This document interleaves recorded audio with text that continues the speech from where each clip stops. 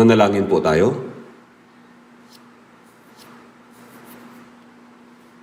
Mahabagin naming Amang Diyos na sa amin ay nagmamahal.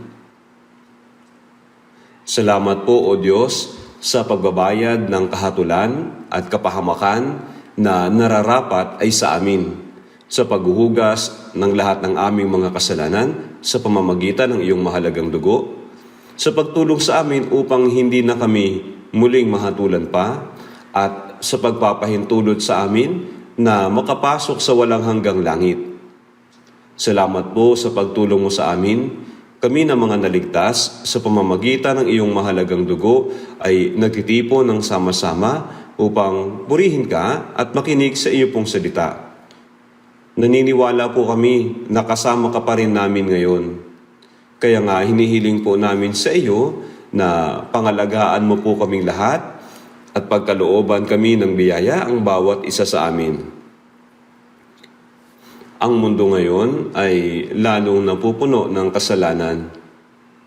Ito po ay isang magulong mundo kung saan hindi namin alam kung ano ang mangyayari sa isang araw. Kami na nabubuhay sa mundong tulad nito ay hindi mabubuhay kahit isang araw kung wala ang iyo pong pag-ibig, ang iyo pong proteksyon at tulong, at hindi kami mabubuhay ayon sa kalooban ng Diyos. Kaya nga, alalayan mo po kami ng iyong makapangyarihang mga kamay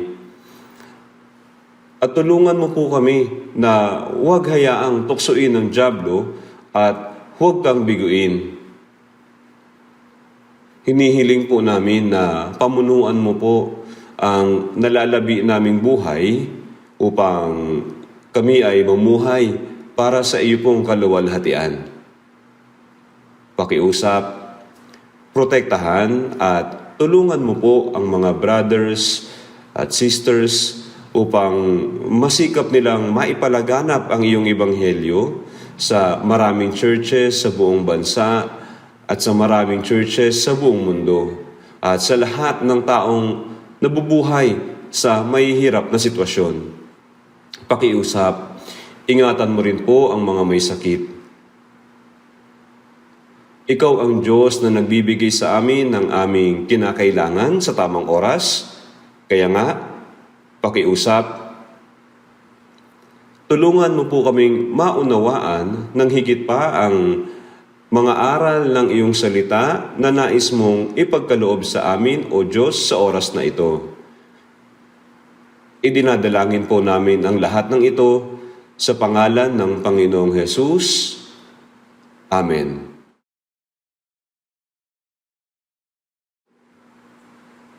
Tingnan po natin sa Mateo chapter 5.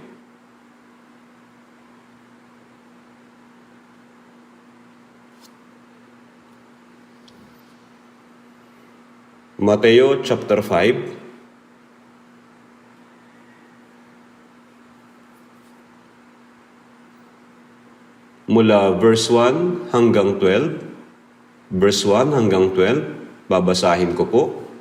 Mateo chapter 5, verse 1 hanggang verse 12. Nang makita ni Jesus ang napakaraming tao,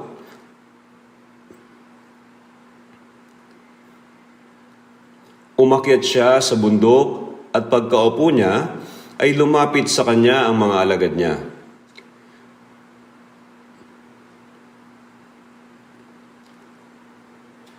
Ibinuka niya ang kanyang bibig at tinuruan sila na sinasabi, "Mapapalad ang mga dukha sa espiritu sapagkat sa kanila ang kaharian ng langit. Mapapalad ang mga nahahapis sapagkat sila ay aaliwin. Mapapalad ang mga mapagpakumbaba sapagkat mamanahin nila ang lupa. Mapapalad ang mga nagugutom at nauuhaw sa katwiran sapagkat sila ay bubusugin. Mapapalad ang mga mahabagin sapagkat sila ay kahahabagan. Mapapalad ang mga may malinis na puso sapagkat makikita nila ang Diyos. Mapapalad ang mga mapagpayapa sapagkat sila ay tatawaging mga anak ng Diyos. Mapapalad ang mga inuusig dahil sa katwiran sapagkat sa kanila ang kaharian ng langit. Mapapalad kayo kapag kayo ay nilalait, inuusig at pinagsasabihan ng sari-saring kasamaan na pawang kasinungalingan dahil sa akin. Magalak kayo at magsaya, sapagkat malaki ang gantimpala ninyo sa langit, sapagkat gayon din nila inusig ang mga propeta na nauna sa inyo.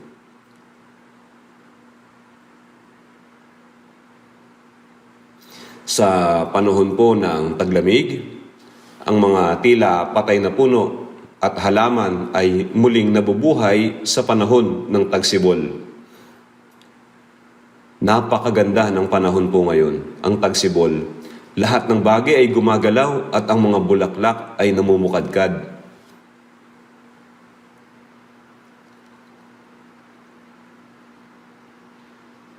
Sa palagay ko po, ito ang panahon kung saan ang ating mga puso ay nababago sa pamamagitan ng biyaya at salita ng Diyos.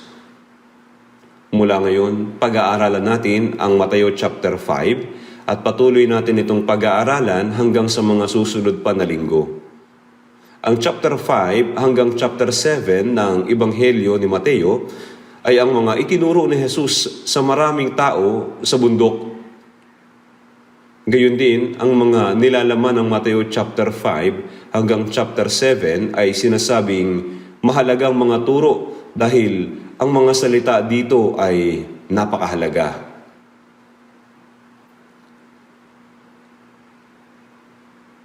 Kaya sa anumang paraan, kailangan nating malaman ang mga salitang ito ng detalyado. Ngayong araw, ang pamagat ng ating sermon ay ang mapapalad,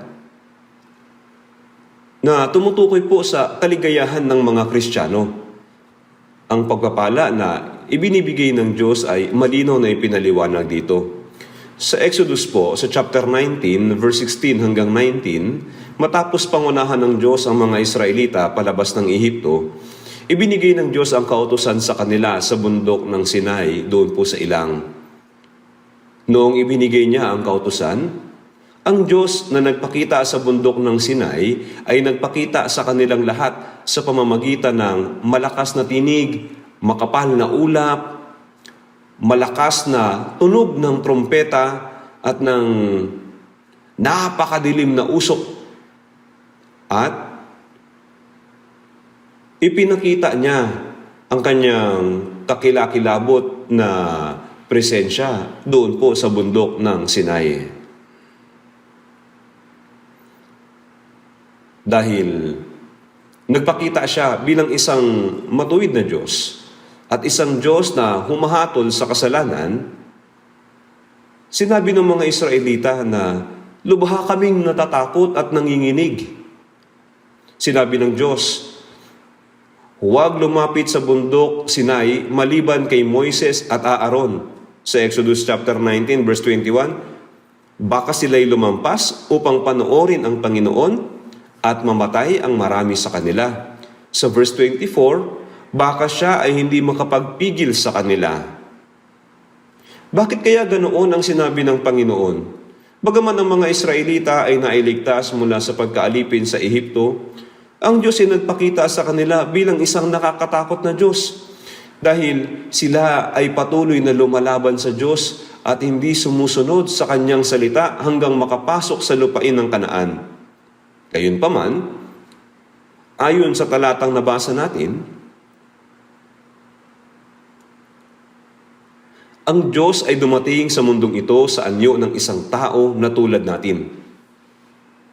Dinanas niya ang lahat ng kahirapan, pagdurusa, at mga pagsubok na dinaranas ng tao at naparito upang iligtas ang mga makasalanan. Kaya, noong matapos ang 30 taon na pribadong buhay ni Jesus, ay sinimulan niya ang kanyang pampublikong ministeryo sa loob ng 3.5 taon at maraming tao ang sumunod sa kanya.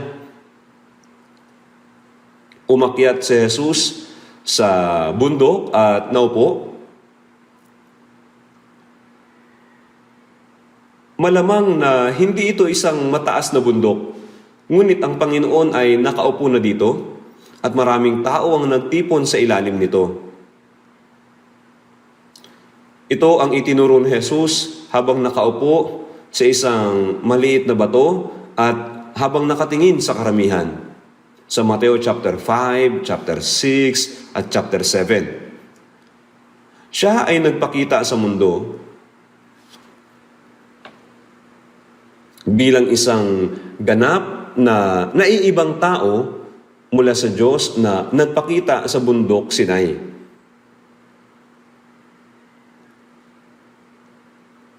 Siya ay umupo doon. Tinitingnan ng mga tao na nasa harapan niya na may napakabait na anyo at malambing na tinig. Siya ay nagpakita hindi bilang Diyos na humahatol sa mga makasalanan, kundi ang Diyos na umiibig sa mga makasalanan. Isang Diyos na puno ng awa sa mga makasalanan at naparito upang iligtas sila. Siya ay nagpakita sa napakaamong paraan na may magiliw na anyo sa mga makasalanan. Kaya nga sinasabi, nang makita ni Jesus ang maraming tao, umakyat siya sa bundok at umupo. Napakaraming tao ang nasa harap ni Jesus ng panahong iyon. Sa Marcos chapter 6, sinasabing bukod pa sa mga babae at mga bata, may 5,000 na mga kalalakihan ang kumain ng tinapay. Kaya kung isasama natin sa bilang ang mga babae at mga bata, maaaring humigit sa 20,000 yung mga tao doon. Sabagay, maraming tao ang nakaupo sa harap ng Panginoon ngayon. At sinabi niya, ibinuka niya ang kanyang bibig at nagturo at nagsalita. Nagsalita si Jesus sa bundok. At kung iisipin natin ito sa isang sandali, mayroong maraming tao sa harap ni Jesus. At si Jesus ay nakaupo sa harap nila sa isang mataas na lugar. Hindi lamang nakita ni Jesus ang maraming tao sa harap niya, kundi pati na rin ang maraming tao ng mga darating na henerasyon. Hindi lamang nakita ni Jesus ang mga taong nasa harapan niya, kundi pati na rin tayo na nakaupo dito sa oras na ito. At sa Ebanghelyo ni Mateo chapter 9 sa verse 36, nang makita niya ang napakaraming tao, nahabag siya sa kanila, sapagkat sila ay nangangamba at nanlulupaypay na gaya ng mga tupa na walang pastol. Ang bayang Israel ay bansang pinili ng Diyos. Sa pamamagitan ng maraming himala sa kasaysayan ng Israel, ipinakita ng Diyos ang kanyang kapangyarihan at nagsugo ng mga propeta upang magturo ng mga salita kung paano maglingkod sa Diyos. Maraming mga pinuno sa Israel ng panahong iyon. Mga pari, eskriba na nagtuturo ng Biblia, mga Fariseyo at mga relihiyosong tao ng mga Hudyo, gayon paman, nang makita sila ni Jesus, sila ay hindi mga pastol ng Espiritu. Kapag tiningnan natin sa Ezekiel chapter 34, ang mga tupa ng Diyos ay naligaw sa mga kabundukan. Hindi ninyo pinagaling ang may sakit, o inyo mang ibinalik ang naligaw. Kayo'y kumakain ng taba at kayo'y nagsusuot ng lana. Inyong pinapatay ang mga pinataba, ngunit hindi ninyo pinakakain ng mga tupa. Hindi po ganito ang isang pastol. Kaya si Jesus ay inilarawan ang maraming tao sa harapan niya na nangangamba at nanlulupaypay gaya ng tupa na walang pastol. Sa Ebanghelyo ayon kay Juan sa chapter 10, sinabi ni Jesus sa verse 11, "Ako ang mabuting pastol." Si Jesus ang mabuting pastol na dumating upang gabayan ang mga naligaw at hamak na tupa patungo sa kaharian ng Diyos. Maging hanggang ngayon, ang Ebanghelyo ay pinapangaral sa buong mundo. Ang Biblia ay naisalin sa mahigit 3,500 na wika. At mayroong maraming mga Kristiyano, maraming mga church buildings, mga pastor, mga miyembro ng church na masigasig. Subalit kapag tumitingin ang Diyos sa mundong ito, ano ang sasabihin niya? Hindi kaya niya sasabihin na nahahabag siya na may pag-ibig para sa kanila? Sila ay nangangamba at nanlulupaypay, gaya ng tupa na walang pastol? Isang tunay na pastol na gumagabay sa Espiritu. Nakinig ako ng sandali sa isang Christian channel kahapon. At ang yung mga ngaral ay sinabi ang lahat ng mahahalagang bagay maliban lamang sa pinakamahalagang bagay. Sinabi nila na ang pamumuhay ng tunay na buhay relihiyoso ay nangangahulugan na mayroong malaking pananampalataya. Kaawa-awa po. Kaya nga, maraming ligaw na kaluluwa na nagpupunta sa church sa maraming dekada, subalit hindi sila ligtas. Kaya kapag tumingin si Jesus sa kanila, siguradong siya ay mahahabag na may pag-ibig. Sa oras pong ito, ang Panginoon ay nakatingin sa atin at nakikita niya ang mga taong nasa harapan niya. At binuksan niya ang kanyang bibig at nagsalita. Maaari ninyong isipin na ang Panginoon ay nagsasalita sa atin ngayon. Ang unang bagay na kanyang sinabi sa Mateo chapter 5 verse 2 hanggang 3, at ibinuka niya ang kanyang bibig at tinuruan sila na sinasabi, sa verse 3, mapapalad ang mga dukha sa Espiritu sapagkat kanila ang kaharian ng langit. Paulit-ulit niyang sinabi, mapalad, mapalad, mapalad. Ipinapaliwanag niya kung sino ang mapalad. Lahat ng tao dito sa mundo ay nais makatanggap ng pagpapala, hindi po ba? Subalit hindi alam ng mga tao kung ano talaga ang pagpapala. Ang pagpapala na iniisip ng mga tao ay ang kalusugan ng katawan, maayos na trabaho, tagumpay ng mga anak, at iba pa. Basta iniisip lamang nila ang makalamang tagumpay, kumain, matulog, mamuhay ng masaganang buhay. Gayunpaman, lahat ng bagay ay magtatapos sa kamatayan. Mabuti sana kung lahat ng bagay ay magtatapos sa kamatayan, subalit ang paghuhukom at walang hanggang kaparusahan ay naghihintay po. Hindi nila ito nalalaman.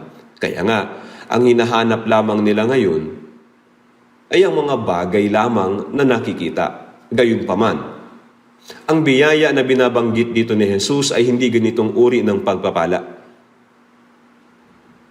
Ang Panginoon ay dumating dito sa mundo upang magbigay ng pagpapala sa mga tao. Kung titingnan po natin sa Ebanghelyo ayon kay Lucas, sa chapter 12, sa verse 15, tingnan po natin sa Lucas chapter 12, sa verse 15. Ebanghelyo ni Lucas chapter 12,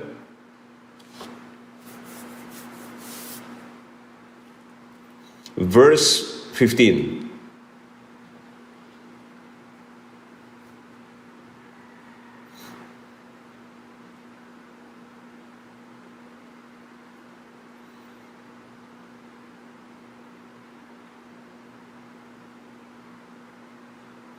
Lucas chapter 12, verse 15.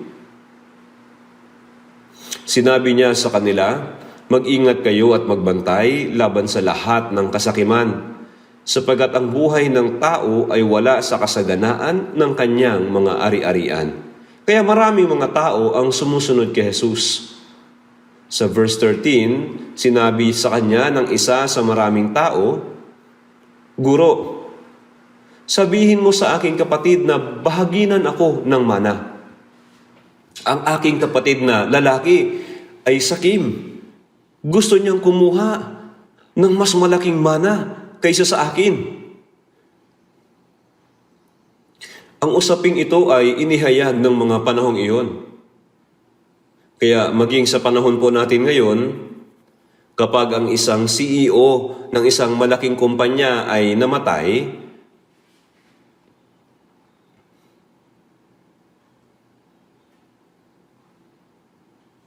ang kanyang mga anak ay nag-aaway dahil sa laki ng mamanahin. Tapos magtutungo sila sa husgado at sa huli ay magiging mga magkakaaway.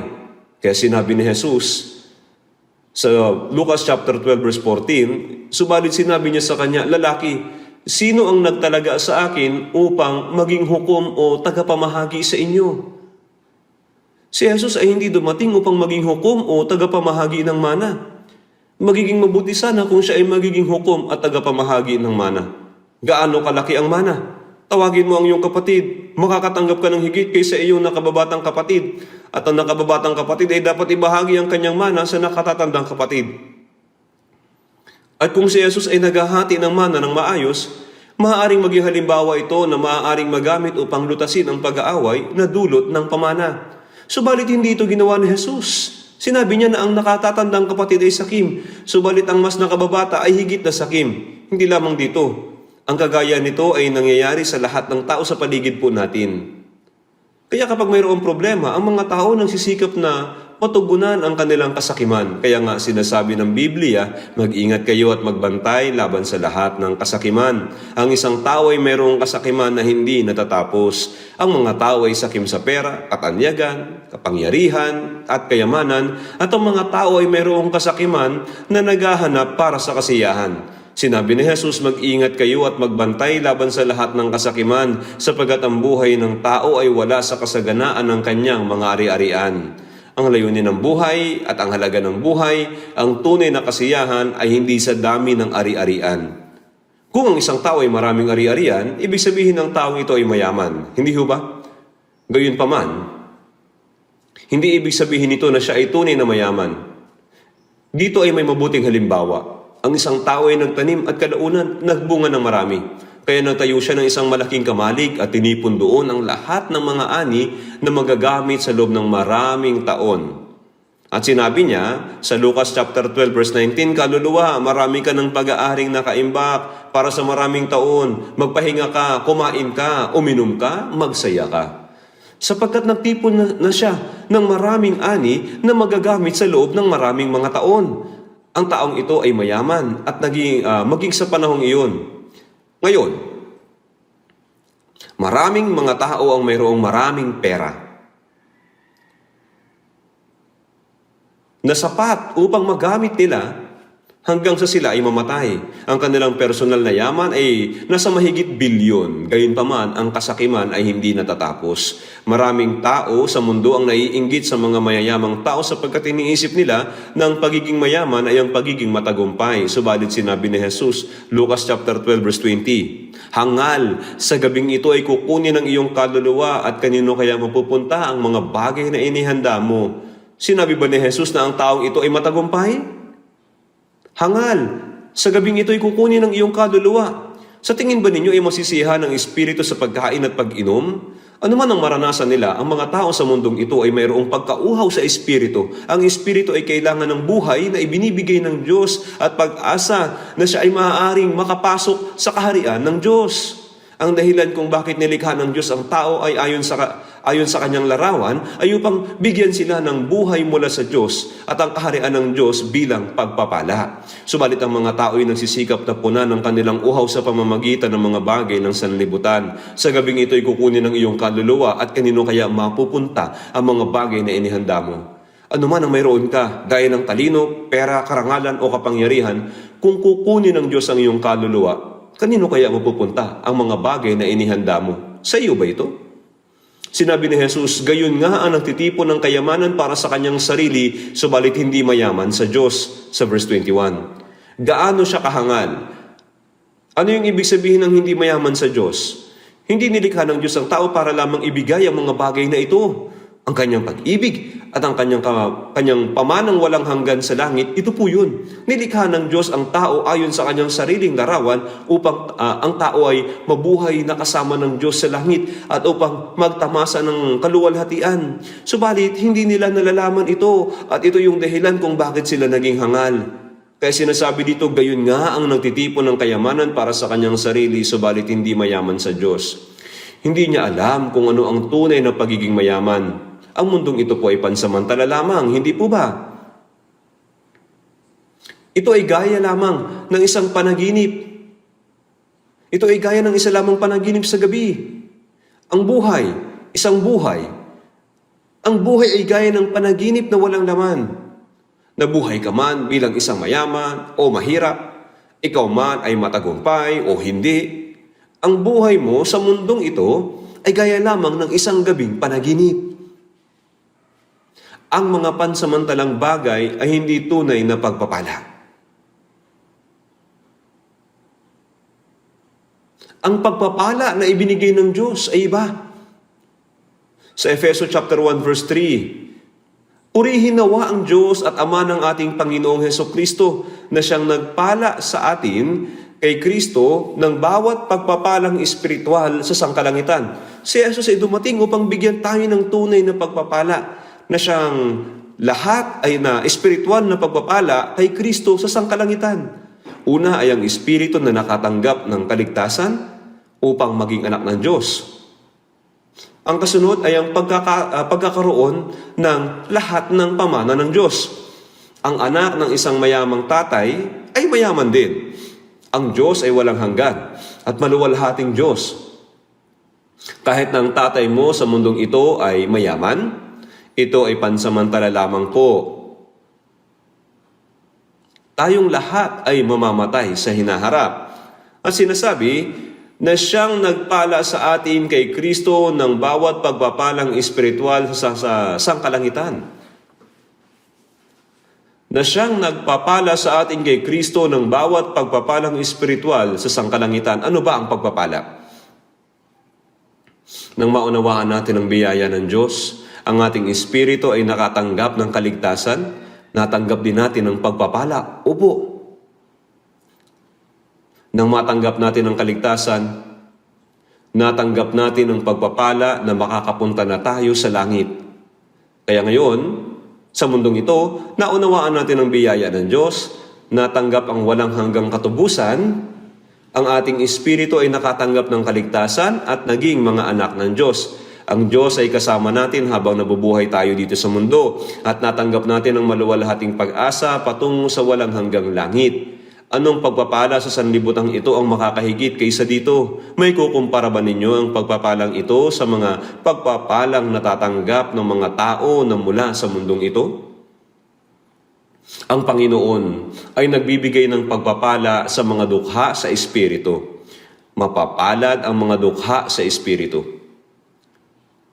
Iniisip ng mga tao sa mundong ito na ang mayamang tao ay mapalad. Opo, ito ay simple lang. Gusto nyo bang pagpalain? Opo. Anong uri ng pagpapala ang gusto nyo? Gusto kong kumita ng mas maraming pera at maging mayaman. Gusto kong maging malusog. At sinasabi ng mayamang tao, gusto ko ng kapangyarihan. Matapos magkaroon ng kapangyarihan, gusto kong magkaroon ng higit na kayamanan kaysa ngayon. Gusto ko ng karangalan. Lahat ng bagay na ito ay kabilang sa mundong ito at mga bagay na pansamantala. Ngunit ito ay dahil hindi nila alam kung anong pagpapala ang ibinibigay po ng Diyos. Sa Santiago, sa chapter 2, sa verse 5, sinabi doon, makinig kayo, minamahal kong mga kapatid. Hindi ba pinili ng Diyos ang mga dukha sa sanlibutan ito upang maging mayayaman sa pananampalataya at mga tagapagmana ng kaharian na kanyang ipinangako sa mga nagmamahal sa kanya? Pinili ng Diyos ang mga dukha, ibig sabihin iniligtas niya sila sa mga nagmamahal sa kanya. Kaya minahal natin ang Panginoon nang matanggap natin ang kaligtasan. Mga tagapagmana ng kaharian na kanyang ipinangako.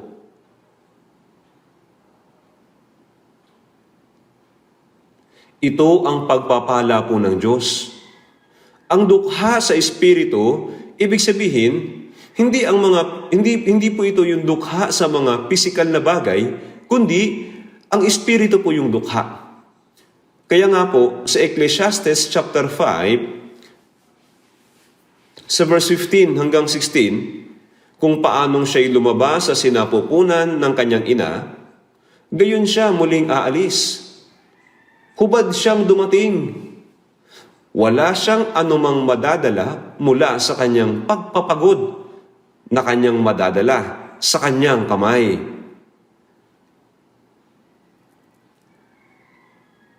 isinilang po tayong hubad. Opo. Kung paanong dumating tayong hubad, aalis din tayong hubad. Sa unang Timoteo sa chapter 6, sapagkat wala tayong dinalang anuman sa sanlibutan at wala rin naman tayong mailalabas na anuman. Ngunit kung tayo'y may pagkain at damit, masiyahan na tayo sa mga ito. Ang pagiging dukha sa Espiritu ay nangangahulugang nalalaman ang kawalan ng laman sa buhay. Wala tayong dinalang anuman sa mundong ito at wala din tayong anumang madadala. Alam niyo po ba yung kantang Lodger? Mahal ko talaga ang kantang ito.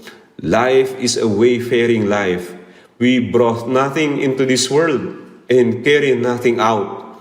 Wala tayong anumang dinala sa mundong ito at wala rin tayong anumang madadala. As the cloud blowing away, let us not put any mind on it. Let us not give any love. Ang ating buhay ay katulad po ng ulap. Huwag natin ibigin ang ganitong buhay. Nais kong maging himno ang awit po na ito. Dapat po nating malaman ang kawalan ng buhay. Walang dinalang anuman ang mga tao sa mundong ito, ngunit iniisip nila na makapagdadala sila ng maraming bagay. Mayroong nagsabi sa kanyang kaibigan bago ang kanyang kamatayan, kapag ako ay namatay, pakiusap, ilagay mo ang pera ko sa aking kabaong. Gagamitin ko ito sa susunod na mundo. At inilagay niya ang maraming pera sa kanyang kabaong at kanyang inilibing. Sa kanyang libing, sinabi ng kanyang kaibigan, napakarami mong pera at ito ay magiging mabigat. Papalitan ko na lang lahat ng ito ng tseke. At kinuha niya ang lahat ng pera at inilagay ang isang tseke doon sa kabaong. Pinilitan po ng tseke. Opo, gagamitin mo ba ang pera o tseke pagkatapos ng iyong kamatayan?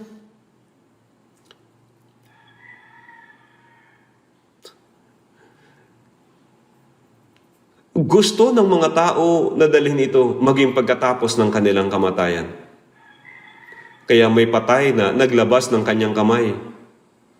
Ano ang makukuha niya? Kilala ninyo ang dakilang si Haring David ng Israel?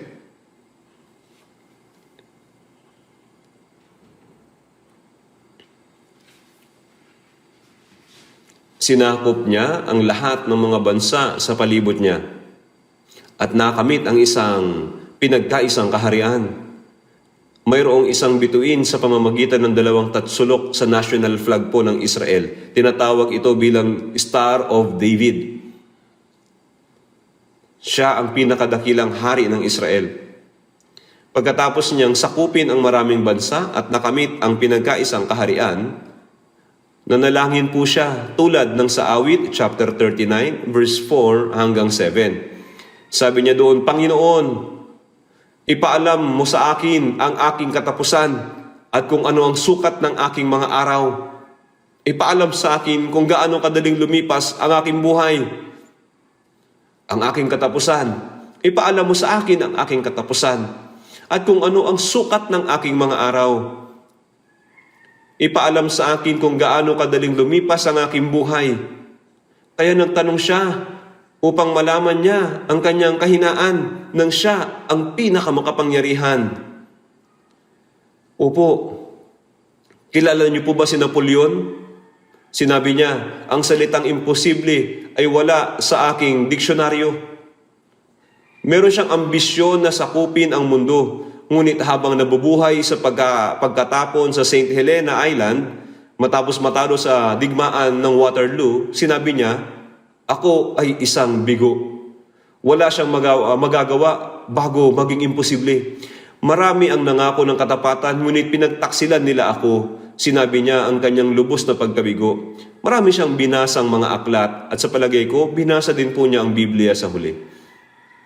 Hindi natin alam kung naunawaan niya ang katotohanan o hindi. Ngunit sinabi niya, si Jesus ng Nazaret, nagtagumpay ka.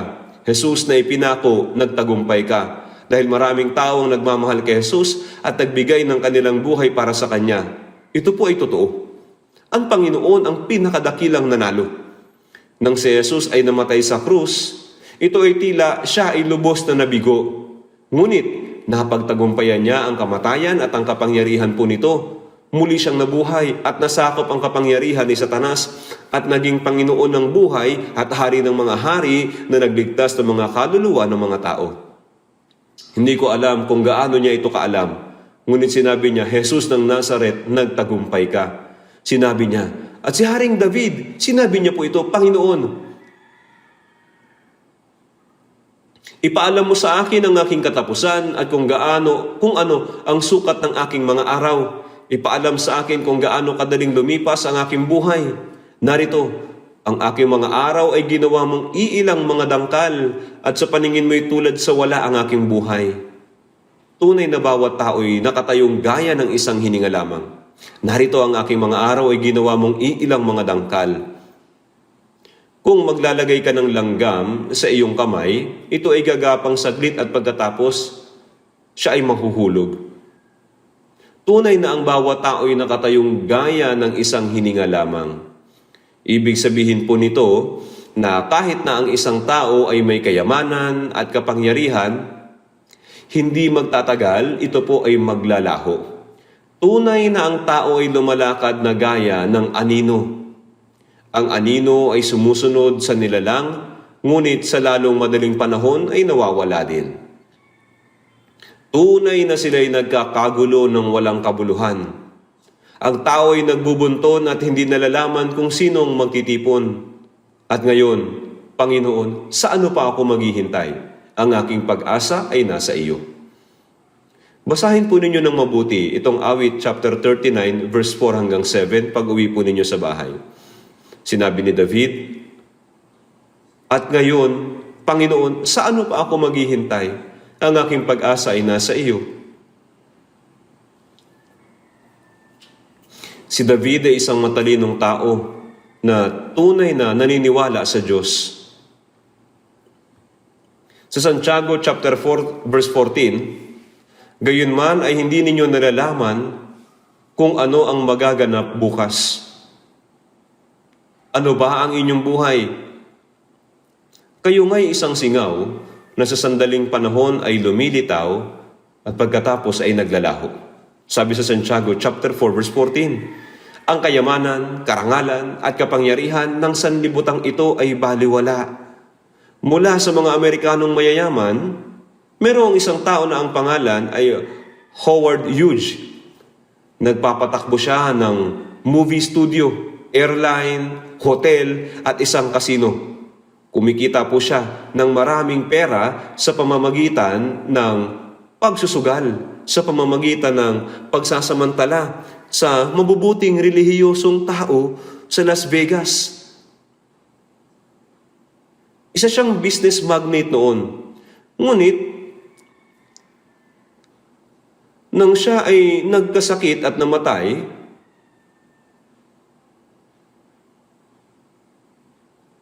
sinabi niya, wala akong anuman. Wala. Si Steve Jobs, siya ay kumita ng maraming pera sa pamamagitan ng smartphone business. Namatay siya sa edad na 56. Namatay po siya noong 2011. Bago siya namatay, sinabi niya po ito, nabuhay akong katulad ng isang hangal. Nagkaroon po siya ng pancreatic cancer noong 2004. At siya ay sumailalim sa surgery. At isang araw, nagbigay siya ng talumpati sa seremonya ng pagtatapos sa Stanford University.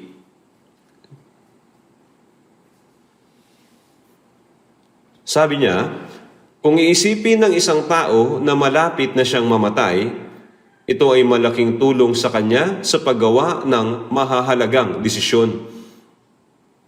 Kung iniisip ang tungkol sa kamatayan, ang mga tao ay hindi dapat ipagpatuloy ang mga pagnanasa ng mundong ito, kundi ang ibang bagay. At sinabi pa niya, Kalaunan, napagtanto ko na kung ang isang tao ay may minimum na halaga ng pera upang mabuhay, hindi niya dapat hanapin ang kayamanan, kundi hanapin ang bagay na mas mahalaga kaysa doon. Ano po ito? Ito ang problema sa kaluluwa. Ang hari po ng Israel, ang anak ni David na si Solomon ay nagsulat ng 3 aklat sa Lumang Tipan. Yung Kawikaan, Ecclesiastes at Awit ng mga awit. Kaya sa Ecclesiastes chapter 1 verse 1, ang mga salita ng mga ngaral na anak ni David, hari sa Jerusalem, binigyan ng Diyos si Solomon ng kayamanan, karangalan at kapangyarihan. Ang mga hari ng mga nakapaligid na bansa ay nagdala ng lahat ng uri ng mamahaling bato at inihandog ito kay Solomon upang makita ang karunungan at kaluwalhatian na ibinigay sa kanya ng Diyos. Ang palasyo ni Solomon ay napapalamutian ng ginto. Lahat ng sisidlan na gamit niya ay ginto. Mayroon siyang napakaraming ginto. Kaya't gumawa siya ng mga gintong kalasag at ginamit ang mga ito bilang dekorasyon. At mayroon siyang malakas na hukbo at maraming asawang babae at mga asawang lingkod. Sabi niya, Ecclesiastes 2 verse 10, "At anumang ninasa ng aking mga mata ay hindi ko ipinagkait. Hindi ko pinigil ang aking puso sa anumang kasiyahan, sapagkat nagagalak ang aking puso dahil sa lahat kong gawain." Ginawa niya ang lahat ng gusto niya. Walang sino man ang katulad ni Solomon sa mundo pong ito. Ito ang ibinigay sa kanya ng Diyos. At sinabi ng Diyos kay Solomon na nagtamasa ng lahat ng kayamanan at kaluwalhatian na itala ang kanyang mga iniisip. Kaya sa Ecclesiastes 1 verse 2, walang kabuluhan ng mga walang kabuluhan. Sabi ng mga ngaral, walang kabuluhan ng mga walang kabuluhan. Lahat ay walang kabuluhan. Sinabi niya sa kanyang sarili, ako ay isang mga ngaral, mayroong 5 pagpapahayag ng walang kabuluhan sa isang talata. Mula sa chapter 1 hanggang chapter 12 ng Ecclesiastes, ang salita po na walang kabuluhan ay binanggit ng 37 times. Lahat ng bagay ay walang kabuluhan. Ang mga bagay ng mundong ito ay walang kabuluhan. Lahat ay walang kabuluhan at pakikipaghabulan sa hangin. Mabuti kung alam ng mga tao ang katotohanan ito ng maaga, ngunit nagpapatuloy sila sa mga bagay sa mundong ito hanggang sa sila ay mamatay at humarap sa kamatayan na hindi nalalaman kung ano ang pinakamahalaga. Ang mga tao ay napakahangal. Kaya sa Panaghoy, chapter 3, verse 33, sapagkat hindi niya kusang pinahihirapan o ang mga anak ng mga tao ay sinasaktan man. Sa Genesis chapter 3, sinumpa ng Diyos ang lupa dahil sa kasalanan ni Adan. Mga tinik at dawag ang sisibol para sa iyo, at kakain ka ng tanim sa parang, sa pawis ng iyong mukha ay kakain ka ng tinapay, hanggang ikaw ay bumalik sa lupa, sapagkat dyan ka kinuha. Ikaw ay halabok, at sa alabok ka babalik. Sinabi niya sa babae, pararamihin ko ang paghihirap mo sa iyong paglilihi. Manganganak kang may paghihirap, ngunit ang iyong pagnanais ay para sa iyong asawa at siya ang mamumuno sa iyo. Ang mga babae ay kailangan dumaan sa sakit ng pagbubuntis at panganganak. At ang mga lalaki ay kailangang magtrabaho buong buhay upang suportahan ang pamilya. Ito'y dahil sinumpa ng Diyos ang lupa. Ito ang pagdurusa na ibinigay ng Diyos. Ngunit, sinabi po ng Biblia, hindi niya kusang pinahihirapan o ang mga anak ng mga tao ay sinasaktan man sa Panaghoy, chapter 3, verse 33. Ano ang ibig sabihin po ng talata na ito? Kung ang isang bata ay nakagawa ng isang kasalanan, papaluhin siya ng kanyang mga magulang. Ito ay hindi dahil galit ang mga magulang sa kanilang mga anak. Ang dahilan kung bakit dinidisiplina ng mga magulang ang kanilang mga anak ay upang siguraduhin na hindi na sila muling gagawa ng pagkakamali at sumunod na sa tamang landas. Hindi ito ang orihinal na intensyon ng Diyos na sumpain niya ang lupang ito at pahirapan ng mga tao. Ano ang orihinal na intensyon po ng Diyos? Ang layunin ng paglikha ng Diyos sa tao ay hindi lamang para mabuhay ng maayos sa mundo pong ito. Nilikha tayo ng Diyos upang ibigay sa tao ang kanyang buhay at gawin tayong mga anak ng Diyos upang matamasa natin ng walang hanggang kaluwalhatian kasama ng Diyos at mabuhay sa kaharian ng Diyos. Gayunpaman nawala ng tao ang buhay na ito at kaluwalhatian ng Diyos dahil sa kasalanan. Kaya sa Roma chapter 3 verse 23, yamang ang lahat ay nagkasala at hindi nakaabot sa kaluwalhatian po ng Diyos. Lahat ng tao ay may pagpapala na makapasok sa kaluwalhatian ng Diyos. Ngunit dahil sa kanilang kasalanan, nawala ang pagiging kwalipikadong makapasok sa kaluwalhatian ng Diyos. Gayunpaman, hindi pa ito natapos. Dahil nahabag ang Diyos sa mga tao at minahal sila at pinatawad at nais na bigyan sila ng pagpapala na makapasok sila sa walang hanggang langit. Kung gayon, ano ang dapat na malaman ng mga tao? Ang buhay ng mga tao sa mundong ito ay isang hakbang lamang upang makapasok sa walang hanggang langit. Dapat nating malaman na may tunay na kaligayahan at pag-asa sa mundong ito. Ngunit, marami ang hindi nakakaalam tungkol dito at marami ang naglagay ng kanilang pag-asa sa lupa. Maraming tao ang naglagay ng kanilang pag-asa sa mundong ito at sinisikap nilang makahanap ng kaligayahan sa mundong ito. Kaya nga, upang ipaalam sa kanila na walang tunay na pag-asa sa mundong ito, isinumpa ng Diyos ang mundong ito upang hayaan silang bumalik sa Diyos. Kaya sa Lucas chapter 15, mayroong isang anak na nilustay ang kayamanan ng kanyang ama at siya'y halos mamatay na. Ang aking ama ay mayaman, subalit ako ay namamatay sa gutom dito. Hindi ako pwedeng mamatay ng ganito. Babalik ako sa aking ama. Patatawarin niya ako. Kaya bumalik siya na may katapangan. Siya'y muling tinanggap ng kanyang ama. Ganito ang sinabi niya, ikaw ay aking anak. Sa Lucas chapter 15 verse 24, sapagkat ang anak kong ito ay patay na at muling nabuhay. Siya'y nawala at natagpuan at sila'y nagsimulang magdiwang. Ganito ang sinabi niya. Sinabi niya po ito. Kaya dapat bumalik ang anak niya. Pero kung naging dakila ang anak niya sa buhay niya, hindi na siya babalik, hindi po ba? Halimbawa, kung siya ay nagsugal kung saan at siya ay nakapanalo ng pera ng ilang daang beses, kaya siya ay yumaman. Siya ay nagtagumpay. Pagkatapos, hindi na siya bumalik sa kanyang ama.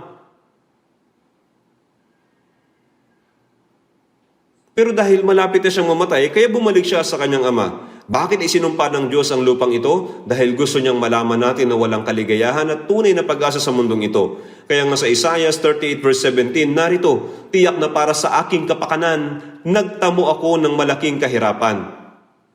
Ang dahilan bakit nagbigay sa atin ng kirot sa ating laman ay upang bigyan tayo ng kapayapaan. Ngunit iyong pinigil ang aking buhay mula sa hukay ng pagkawasak, sapagkat iyong itinapon ang lahat ng aking mga kasalanan sa iyong likuran. Ang mga tao ay lumayo sa Diyos at naging masama.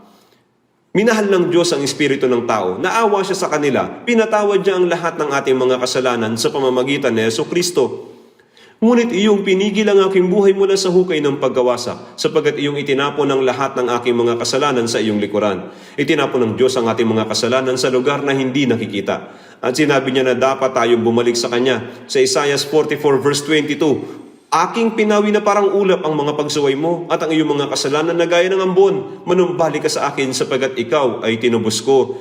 Pinatawad niya ang mga kasalanan. Kaya tinawag niya tayong manumbalik. Ngunit, hindi bumabalik ang mga tao. Bakit po? May mga tao na may pag-asa pa kasi sa mundong ito at iniisip na may tunay na kaligayahan sa mundong ito, kaya hindi sila bumabalik sa Diyos. Gaano po kahangal ang ganitong pag-iisip?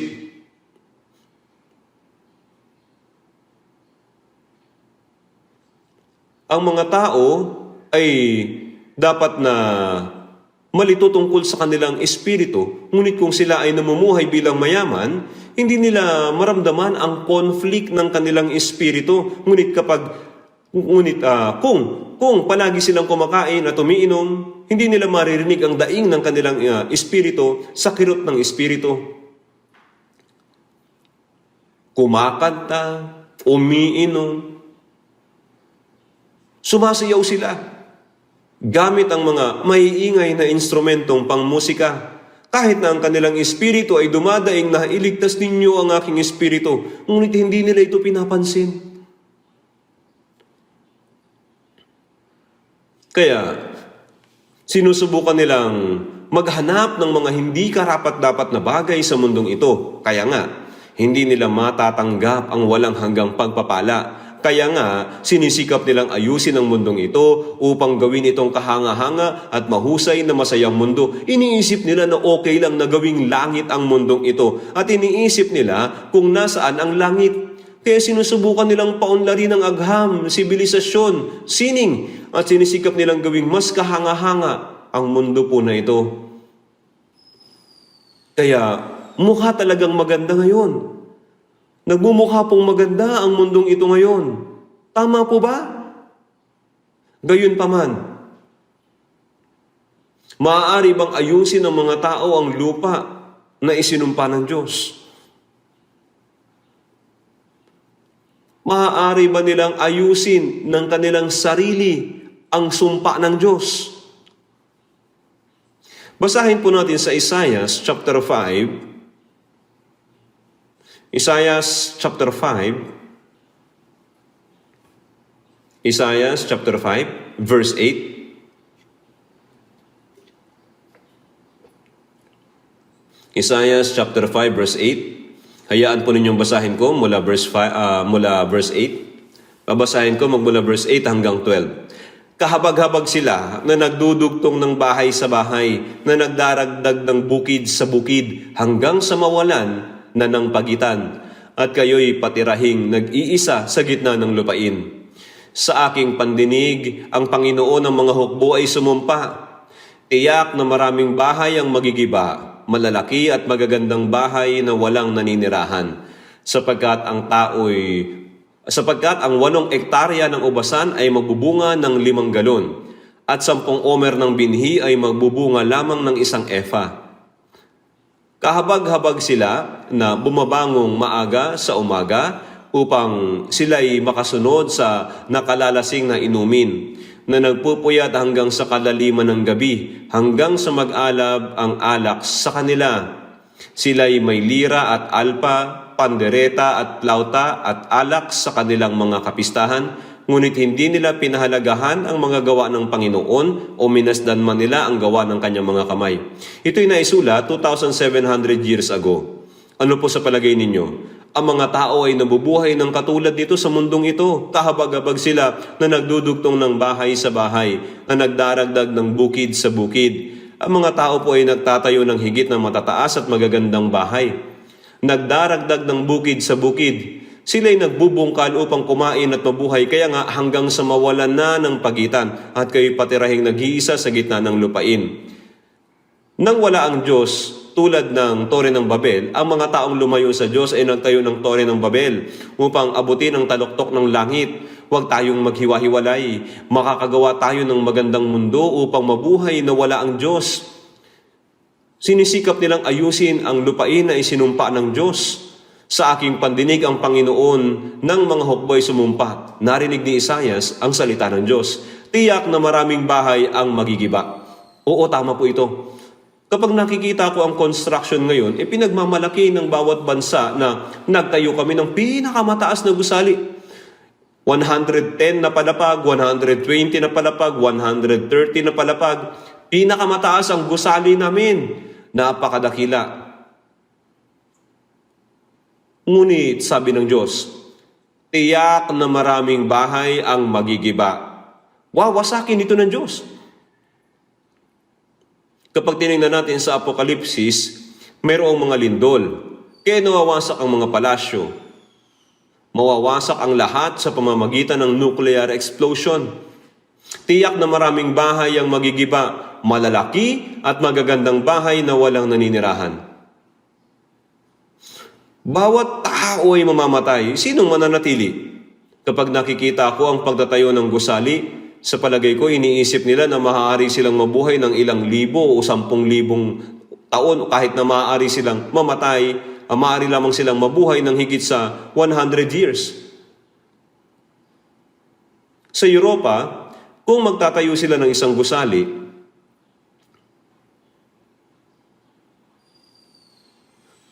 nagpaplano sila ng ilang daang taon. Ang isang tao ay gumagawa ng kaunti at namamatay. At ang isa pang tao ay patuloy na nagtatrabaho at namamatay. Napakahangal po, hindi ba? Walang naninirahan. Oo, ito po ay totoo. Dahil wala nang manggagawa na magtatrabaho sa pamamagitan ng kamatayan. May nakita akong isang pelikula, yung On the Beach sa TV. Nagkaroon ng digmaang nuklear na may pagsabog ng neutron bomb, kaya lahat ng tao ay namatay at gusali lamang ang naiwan. Gayunpaman, ang mga tao sa nuclear submarine sa karagatang Pasipiko lamang ang nakaligtas. Kaya ang submarine na iyon ay nakarating sa harap ng dagat ng New York City. At sinubukan nilang maghanap ng anumang electric wave kahit na may mga gusali. Ngunit walang tao. Kahit na isang langgam wala. Kaya nagpatuloy sila sa pag-transmit ng mga radio wave para makita kung may buhay pa. Ngunit nakarinig sila ng tunog. Narinig po nila yung tunog. Beep, beep, tumunog. Sa kung saan. Kaya pumunta sila sa isang lugar kung saan nanggagaling yung tunog. At nalaman nilang may nahulog na announcer sa isang broadcasting station habang nagbo-broadcast. At may nakasabit na bote ng coke sa alambre. Sumabit po ito at umihip ang hangin. Kaya nanginginig ito at nag-iingay. Pero wala namang kahit na ano.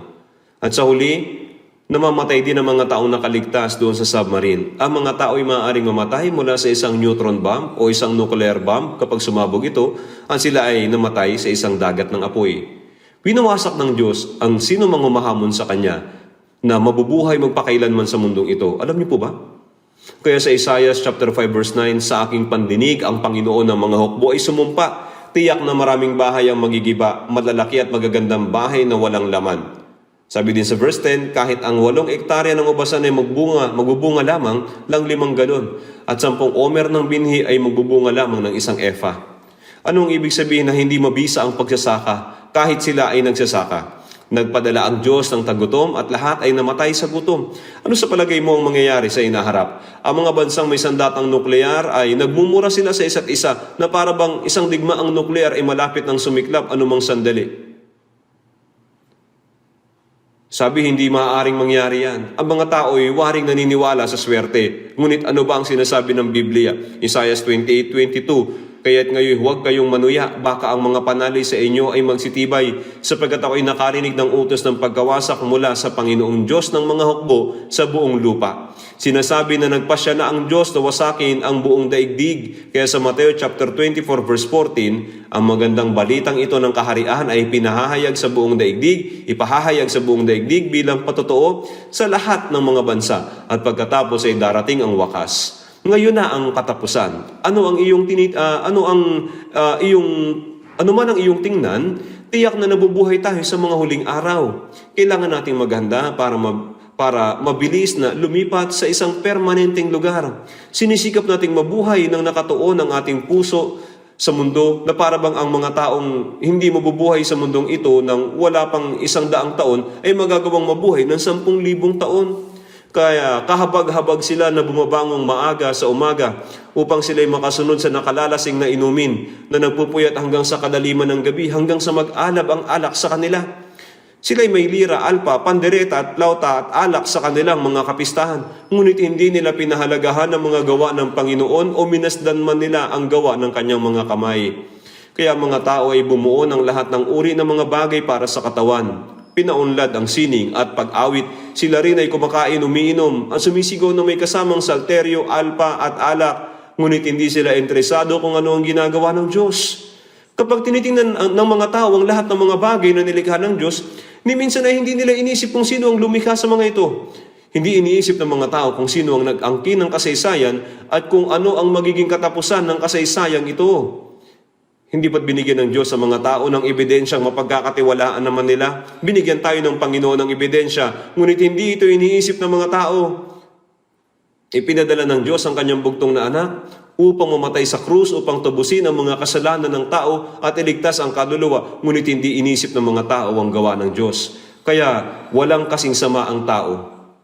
Tingnan po natin saglit sa Lucas chapter 17.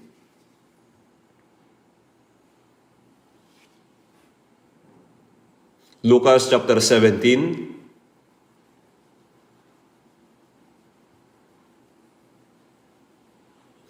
verse 26. Babasahin ko po sa Lucas chapter 17, magmula verse 26 hanggang 30.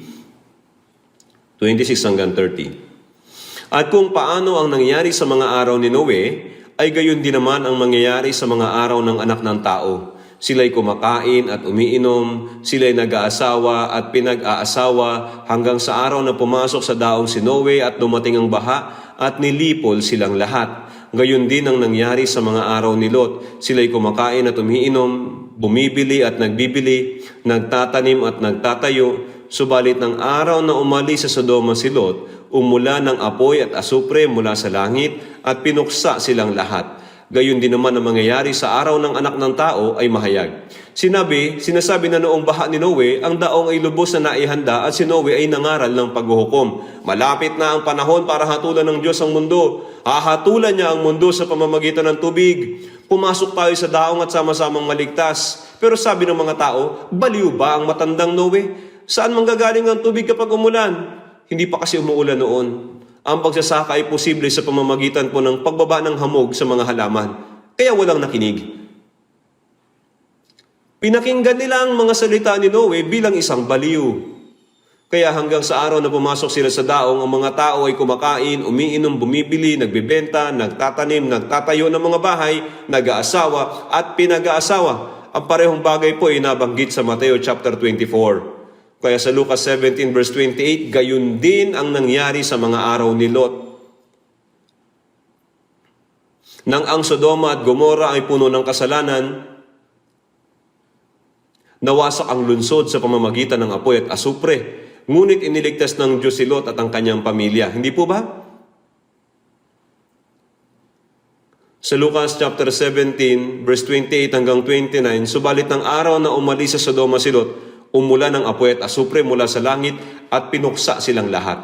Kapag ang mga ligtas ng mga banal ay na-rapture na, ang mundong ito ay hahatulan sa pamamagitan ng apoy. Kaya nga sa 2 Pedro chapter 3 verse 6 hanggang 7, na sa pamamagitan din ito ang daigdig noon ay inapawan ng tubig at nagunaw. Ngunit sa pamamagitan ng gayon ding salita, ang kasalukuyang langit at lupa ay iniingatan para sa apoy na inilalaan sa araw ng paghuhukom at sa paglipol sa masasamang tao. Kaya sa panahon ng baha ni Noe, sa pamamagitan ng tubig, ito ay hinatulan ng Diyos. Pero ngayon, hahatulan niya sa pamamagitan ng apoy. Kaya may mga bansa na mayroon ngayong mga sandatang nuklear. Ang bansang may pinakamaraming sandatang nuklear ay Russia. Ang Russia ay mas maraming sandatang nuklear at ang bansang may mas maraming bagong armas ay ang Estados Unidos naman.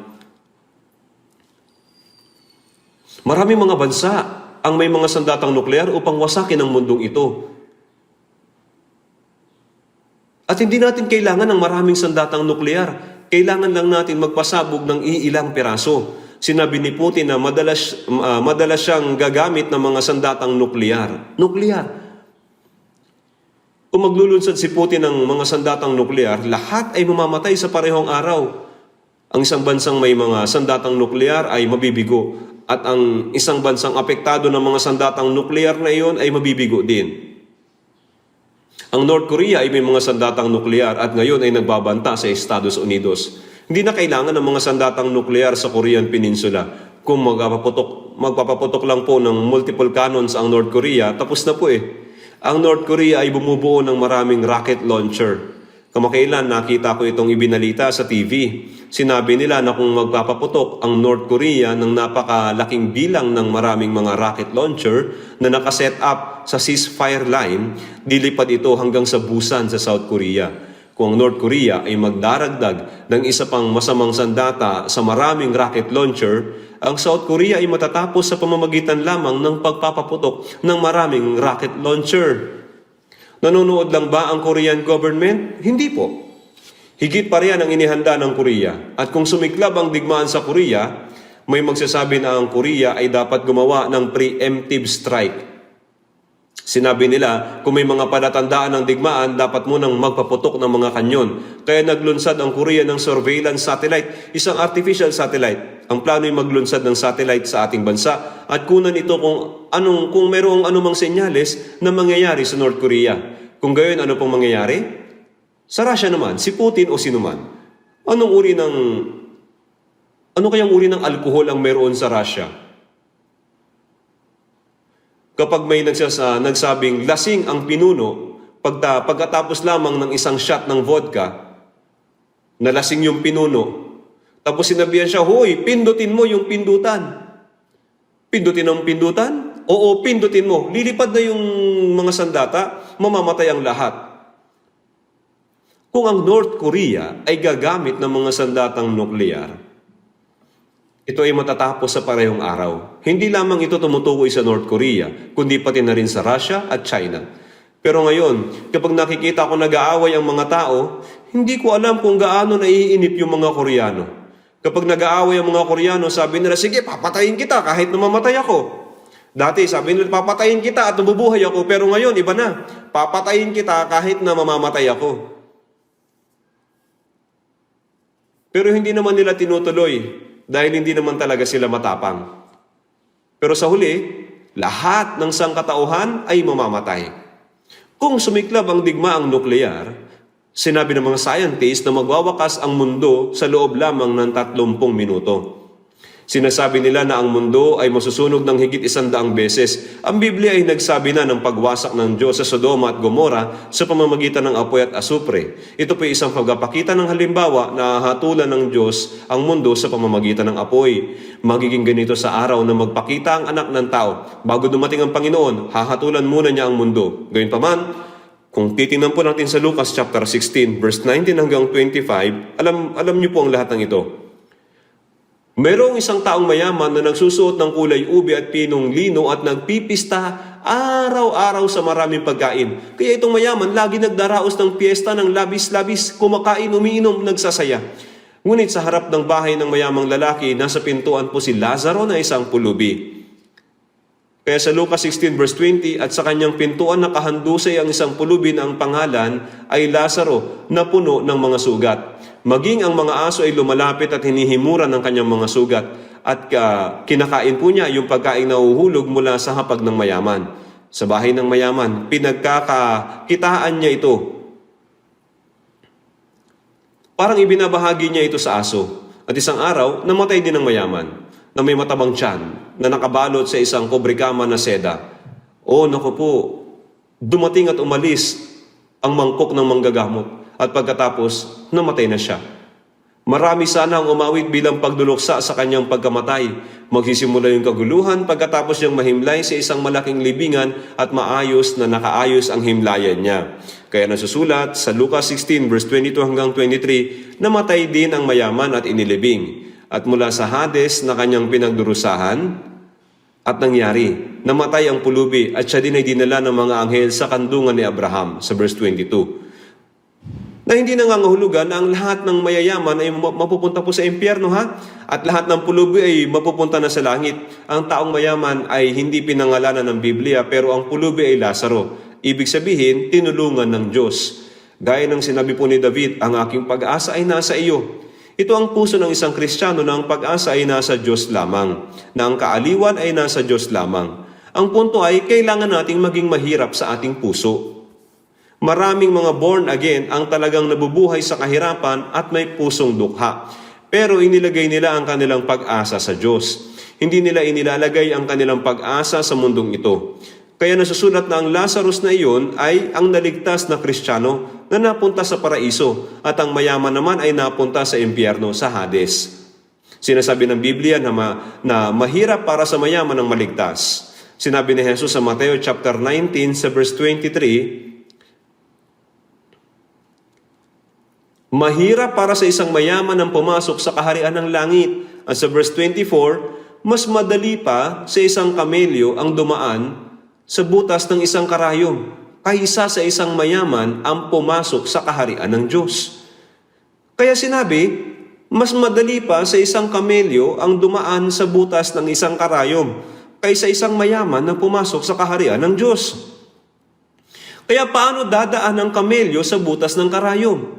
Hindi po maaari. Nangaral po ako sa maraming mayayaman. Kabilang sa kanila ang ilang mga tagapangulo ng malalaking kumpanya. Hindi po sila naliligtas. Ito po'y kakaiba. Nakikinig lang sila sa salita para maligtas. Ngunit hindi ko sila nakikitang tunay na pagbagong loob. Imposible po talaga. Sa ating pangangaral sa bawat bansa sa mundo, isa sa mga nakikita natin ay ang mga mayayamang bansa, ang tinatawag na mga maunlad na bansa. Sila ay hindi masyadong nakakapangaral ng Ebanghelyo. Ito po'y kakaiba. Meron tayong 24 churches sa Estados Unidos, ngunit napakahirap mangaral ng Ebanghelyo sa mga puting Amerikano. Napakaswerte po ng mga puting lalaking nagpakasal sa mga babaeng Koreano na naligtas. Naligtas sila dahil sa kanilang mga asawa. At ang ilang iba pa ang mga naligtas bilang mga Amerikano. At kahit na sila ay naligtas, marami sa kanilang mga anak ay malayong maipanganak na muli. Kapag sinubukan ng isang Asyano na mangaral ng Ebanghelyo sa Amerika, hindi po ito maganda. Meron silang white supremacy. Alam niyo, hindi sila dapat magkaroon ng ganong ideya. Ganyan din ang mga taga-Europa. Mahirap din mangaral ng Ebanghelyo po sa Japan. Mahirap mangaral sa lahat ng mayayamang bansa. Medyo mahirap mangaral ng Ebanghelyo sa mayayaman sa Korea. Ganun din po. May mayayaman ba dito? Alam mo, ang sobrang yaman, hindi ikaw. Hindi ba? Hindi ikaw. Buti na lang hindi ka sobrang yaman. Totoo po yun. Buti na lang hindi ka sobrang yaman. Ako ay napakahirap din po mula sa murang edad. Hindi ko akalain na maraming tao ang namuhay ng mahirap gaya ko. Pero napakaswerte ko po. Natagpuan ko ang Diyos. Sa tingin ko, kaya ako naligtas kaagad ay noong ako'y nasa ika-4 na baitang, sumiklab po yung Korean War. Pagkatapos namin tumakas, nasunog po yung aming bahay at wala na kaming pera. Walang pagkain. Wala, as in literal na wala. Kaya mula ika-5 baitang hanggang middle school, high school at seminary, nagtrabaho po ako para mabayaran ang sarili kong tuition fee at gastusin sa pamumuhay. Nakuha niyo na po yung larawan? Ilang beses kong naisip na magpakamatay noon. Nagsimula akong magsimba noong middle school. Alam kong may Diyos. Alam kong may Biblia. At alam kong may kaluluwa ang tao. Nalaman ko rin na may langit at impyerno. At naisip ko, ayokong pumunta sa impyerno. Gusto kong pumunta sa langit. At kung wala na ako magagawa pa, kailangan ko magbasa ng maraming Biblia. Kaya nagsimula akong mag-aral ng Biblia, naniwala akong maaga akong naipanganak na muli. Kung ako ipinanganak sa isang mayaman, sagana at malayo na pamilya, mapupunta ako sa impyerno. Napakaswerte ko. Buhat sa aking pagkalugi, Jesus, ako'y dumudulog. Ang mga dukha po ay naliligtas. Ang mga mahihirap ay mas malamang na maliligtas. Ang mayayaman ay may napakaliit na pagkakataong maligtas. Hindi ko sinasabi na lahat ng mayaman ay mapupunta po sa impyerno. Kahit na ang isang mayaman ay maaaring magbalik loob kung siya'y may dukhang espiritu. Ang pagiging dukha sa espiritu ay nangangahulugan ng pagkaunawa sa kawalang kabuluhan po ng buhay. Dumating na walang dala at aalis na walang dala. Ang ilang mayayamang tao ay naghahangad ng kanilang tunay na pagnanasa bago sila mamatay. Gayunpaman, marami sa kanila ang tila nagkakaroon ng napakaikling oras upang mapagtanto ito kapag malapit na silang mamatay. Pero marami pa rin ang nabibitag sa mga pagnanasa ng mundong ito. Wala silang panahon upang isaalang-alang ang kanilang kaluluwa, upang pagnilayan ang mundo pagkatapos ng kamatayan, upang isipin ang tungkol sa Diyos. Yun ay lubos na kasawian. Si Job ay isang tao na nabuhay halos 4,000 years ago. Sa Job, chapter 1, siya ay isang tapat na mananampalataya at lingkod ng Diyos doon po sa silangan. Ginawa siya napakayaman ng Diyos. Nagkaroon siya ng 10 anak. May mga toneladang baka, tupa, kamelyo at babaeng asno. Kaya't pinuri ng Diyos si Job sa harapan ni Satanas. Sinabi ni Satanas sa Job chapter 1 verse 9, verse 11 hanggang 12, pagkatapos ay sumagot si Satanas sa Panginoon, natatakot ba si Job sa Diyos nang walang kapalit? Sa verse 11, Ngunit pagbuhatan mo siya ngayon ng iyong kamay, galawin mo ang lahat ng pag-aari niya at susumpain ka niya ng mukhaan. At sinabi ng Panginoon kay Satanas, ang lahat ng pag-aari niya ay nasa iyong kapangyarihan. Subalit wag mo lamang siyang pagbubuhatan ng iyong kamay. Sa gayoy umalis si Satanas sa harapan ng Panginoon. Kaya isang araw, ang 10 anak niya ay nakaupo sa palibot ng lamesa, kumakain at nagsasaya. Nang bigla, tumama sa kanila ang isang kidlat na namatay po silang lahat. Lahat ng kayamanan ay naglaho dahil sa isang sakuna. Isang grupo ng magnanakaw ay dumating at ninakaw po ang lahat. Ang kapahamakan po na ito ay nangyari. Ngunit ano po ang sinabi ni Job sa Job chapter 1 verse 21? Sinabi niya, hubad akong lumabas sa sinapupunan ng aking ina at hubad akong babalik doon. Ang Panginoon ang nagbigay at ang Panginoon ay bumawi. Purihin ang Panginoon. Purihin ang pangalan ng Panginoon. Kaya sinabi ng Diyos kay Satanas, ginawa ko ang lahat ng sinabi mo.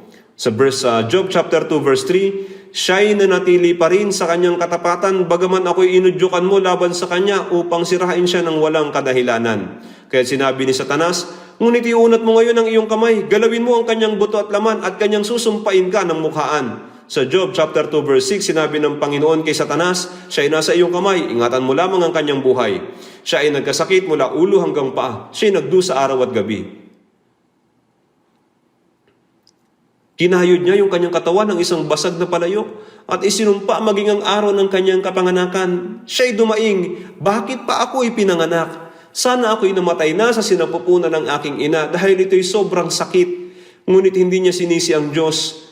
Pwede ninyong basahin ang aklat ng Job upang malaman ng detalyado. At sa huli, pinagpala ng Diyos si Job ng 10 ulit pagkatapos niyang malagpasan ng pagsubok. Kaya sa Santiago chapter 5, sa verse 11, narinig ninyo ang tungkol sa pagtitiis ni Job at inyong nakita ang layunin ng Panginoon. Hindi nagdusa si Job dahil sa siya'y makasalanan. Ang pangyayaring ito ay ibinigay kay Job upang patatagin ang kanyang pananampalataya, upang siya'y umasa sa Diyos sa anumang sitwasyon. Naniniwala akong ang pangalawang pagpapala kay Job ay isang uri ng walang hanggang pamana na matatanggap nating mga Kristiyano. Anumang kahirapan o pagdurusa ang ating kaharapin dito sa mundo, kailangan po nating panghawakan ang ating pananampalataya sa Diyos hanggang sa huli.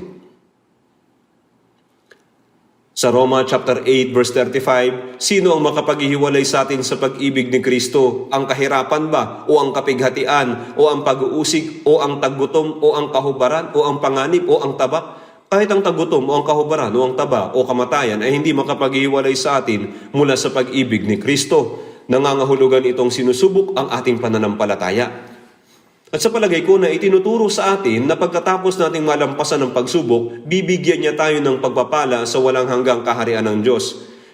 Gayunman, meron pong nakalagay sa Job chapter 21 verse 7. Bakit nabubuhay ang masama, tumatanda at nagiging malakas sa kapangyarihan? Sa Job chapter 21 verse 10 hanggang 11, sabi doon, ang kanilang baka ay naglilihi ng walang humpay, ang kanilang baka ay nanganganak at hindi napapahamak ang kanyang guya. Kanilang inilalabas ang kanilang mga bata na gaya ng kawan at ang kanilang mga anak ay nagsasayawan. Ibig sabihin, para sa ibang tao, ang sumpa ng Diyos ay hindi pa naipapasa sa kanila.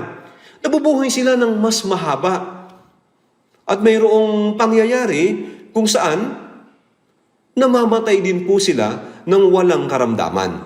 Kaya nang makita ni Job na ang masama ay nabubuhay ng mas malakas, mas mayaman, nagtaka siya kung paano ito nangyari. Dito sa mundo, ang masama ay humahawak ng kapangyarihan at ang masama ay nagiging mayaman. Kaya maaaring ang Diyos ay hindi sila pinaparusahan at ang kanilang mga anak ay sumasayaw gaya ng kawan ng tupa. Kaya ginugugol nila ang araw na may kaginhawaan. Sa Job chapter 21 verse 13, ang kanilang mga araw sa kaginhawahan ay ginugugol at sila'y payapang bumababa sa Sheol.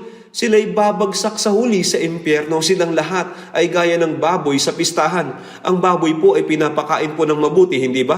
Pinapabigat po sila hanggang sa araw ng kapistahan. Bakit po? Upang huliin at kainin. Alam niyo po ba ito?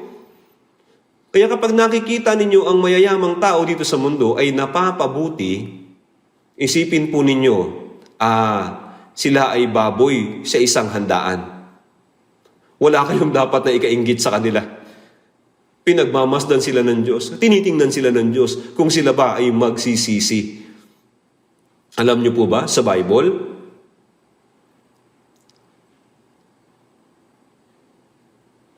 Sa Bible po, hindi pinupuri ang mayayamang tao. Hindi pinupuri ng Biblia ang mayayaman. Hindi po. Sa Kawikaan, chapter 23, verse 4 hanggang 5, huwag magpakapagod sa pagpapayaman, maging matalino na ang sarili mapigilan. Kapag mapadako doon ang iyong paningin, yun ay napaparam, sapagkat biglang nagkakapakpak ang kayamanan, lumilipad na gaya ng agila patungong kalangitan. Kaya huwag magpakapagod sa pagpapayaman, huwag nasain ang mga walang kabuluhang bagay. Sinasabi ng Biblia na ito ay walang kabuluhan. Ang kayamanan po ay may pakpak at sila'y lumilipad kahit anong oras. Kaya sinasabi ng ibang tao, bakit hindi kayo bumili ng mga real estate upang hindi ito mawala at nagiging panatag po sila? Ngunit kahit na makamtan ng tao ang kayamanan, kukunin po siya ng Diyos. Namamatay silang nag-iipon ng kayamanan. Kaya nga, kagaya po sila ng mga hangal. Sila'y kagaya ng mga hangal. Kaya sinasabi po sa Santiago, sa chapter 5 verse 1, sabi doon, "Halik kayo ngayon, kayong mayayaman, tumangis kayo at humagulgol dahil sa mga kahirapan na sa inyo'y darating." Halik kayo ngayon, kayong mayayaman, tumangis kayo at humagulgol. Kayong mayayaman, tumangis at humagulgol dahil sa mga kahirapan na sa inyo ay darating. Ang mayayaman at makapangyarihan, kung titingnan po natin sila ay tunay na hindi masaya. Sa panahon ngayon, ang National Assembly elections ay ginaganap po. Ngunit maraming bagay ang nangyayari. Sinusumpa nila ang isa't isa na para bang sila'y magpapatayan. Ang mga naligtas ay hindi dapat makisangkot sa ganitong away. Kung titingnan po ninyo ang mga politiko, nakakatakot po sila. Susubukan kong pabagsakin, sabi nila. Susubukan kong pabagsakin ang kalaban upang ako ay makaangat. Ganoon po sila sa isa't isa. Sila rin po ay magkakasakit, pagkatapos mamamatay kalaunan. Wala pong kabuluhan. Kaya nga, upang maligtas, kailangan mong malaman na ang pagiging mahirap ay isang malaking biyaya.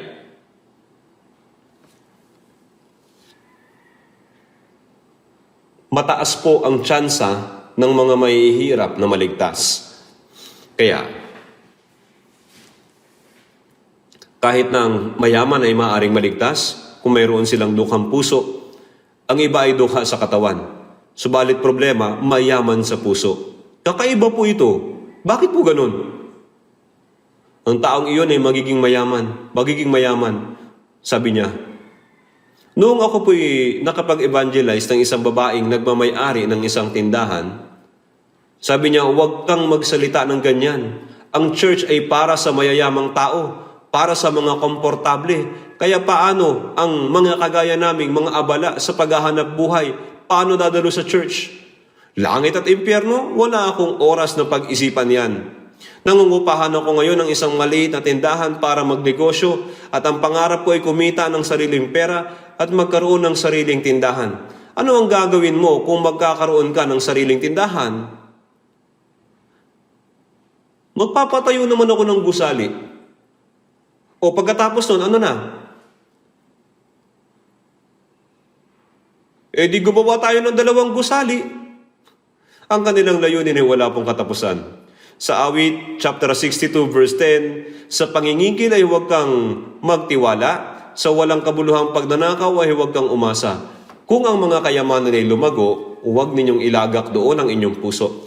Kahit na ang kayamanan mo ay dumami, huwag kang magpakaabala. Ang ibig sabihin, huwag kang umasa. Maaari ang ilan sa atin ay pwedeng yumaman. Yayaman tayo sa pamamagitan ng negosyo o real estate, ngunit huwag kang magpakaabala sa pagpapayaman.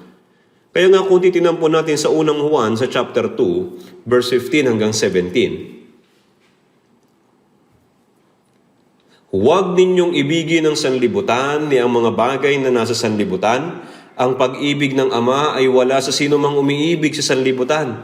Sapagat ang lahat na nasa sanlibutan, ang masamang pagnanasa ng laman, ang pagnanasa ng mga mata, at ang pagmamata sa buhay ay hindi mula sa Ama, kundi sa sanlibutan. Ang sanlibutan at pagnanasa nito ay lumilipas, ngunit ang gumagawa ng kalooban ng Diyos ay nananatili magpakailanman. Ang sanlibutan ni ang mga bagay sa sanlibutan, pagnanasa ng laman, pagnanasa ng mga mata, at pagmamata sa buhay, ang mga bagay na mabuting kainin, maganda sa paningin, at dapat nasain upang maging matalino, ang mga ito ay mula sa mundong ito.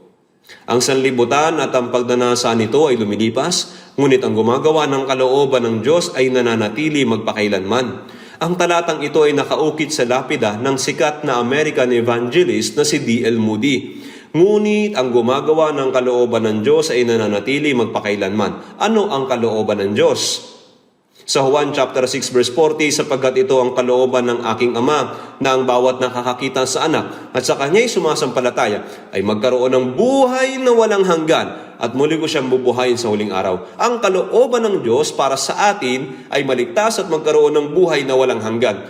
Ngunit ang gumagawa ng kalooban ng Diyos ay mananatili magpakailanman. Gayunpaman, napakahirap para sa mga tao na talikuran sa kanila pong puso ang mundong ito at magnais ng biyaya ng Diyos at maligtas. Gayunpaman sa 2 Korinto chapter 8 verse 9, sapagkat nalalaman ninyo ang biyaya ng ating Panginoong Hesukristo na bagaman siya'y mayaman, subalit alang-alang sa inyo ay naging dukha upang sa pamamagitan ng kanyang kadukhaan ay maging mayaman kayo. Si Jesus ang mayaman, ang tagapaglikha. Siya ang lumikha at namumuno sa sansinukob. Mayroon siyang hukbo ng mga anghel na kasama niya.